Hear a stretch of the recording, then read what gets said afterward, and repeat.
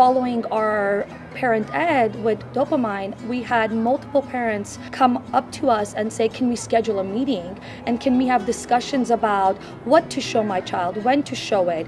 What if I've made a choice of showing them something that was not age appropriate? How can we go backward? Have I damaged their brain forever? Or is there trauma involved in this? And how can we repair it? So I think it allows an outside resource to come in and open a conversation in the school for the whole community to benefit from, because the children's play and their day-to-day interaction is impacted, as we see in our classrooms. I had at least 10 parents come up to me afterwards and in the days following with the most positive feedback about everything.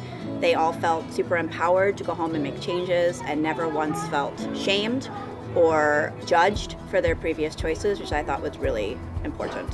One example of an open discussion that I had with one of the parents following the parent ed was not necessarily how much content to show their children, is the discussion opened up to what are the content that my children should be exposed to. And it allowed us to have a really open dialogue around what is age appropriate and what happens to children when they are exposed to content through media that is not appropriate for their age.